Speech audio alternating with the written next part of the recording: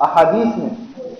اور روایات میں نبی کریم علیہ الصلوۃ والسلام سے الٹا لیٹنے کی خاص طور پر ممانعت اور کراہت ثابت ہے۔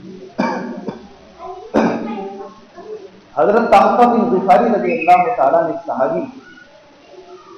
وہ فرماتے ہیں کہ میں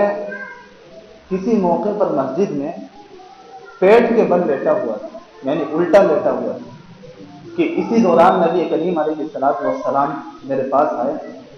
اور اپنے پاؤں سے مجھے ہلایا اور کہا کہ بھئی کیا ہو گیا، اس طرح کیوں لیتے ہو، یعنی الٹے کیوں لیتے ہو؟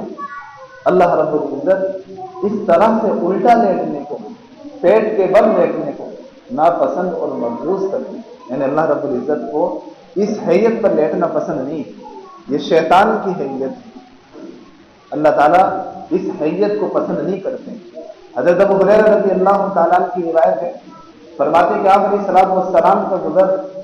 کسی ایسے شخص کے پاس سے ہوا جو الٹا لیٹا ہوا تھا، آپ علیہ الصلوۃ والسلام نے انہیں منع کیا اور فرمایا کہ اس طرح سے اللہ رب العزت لیٹنے کو پسند نہیں کرتے۔ ایسے ایک مشہور صحابی حضرت ابو ذر غفاری رضی اللہ تعالیٰ، وہ فرماتے ہیں کہ میں لیٹا ہوا تھا، الٹا لیٹا ہوا تھا،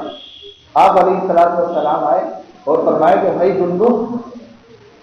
کیا ہو گیا کہ تم اس طرح سے لیٹے ہو؟ جندب اصل میں حضرت ابو ذر غفاری رضی اللہ تعالیٰ کا اصل نام جندب ہی تھا، مشہور ابو ذر سے ہو گئے، کنیت سے مشہور ہو گئے۔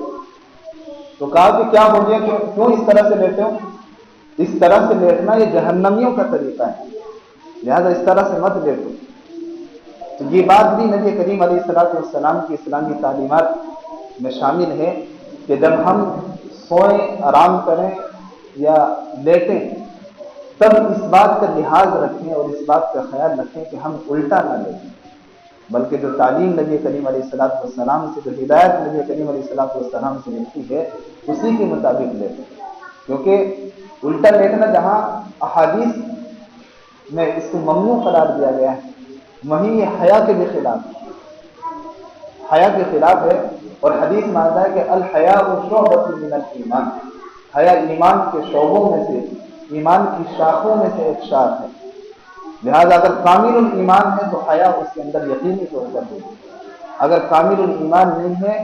حیا کا خیال نہیں رکھتا ہے، تو پھر ابھی اس کے ایمان میں ضعف ہے، اس حصے کو مضبوط کرنے کی ضرورت ہے۔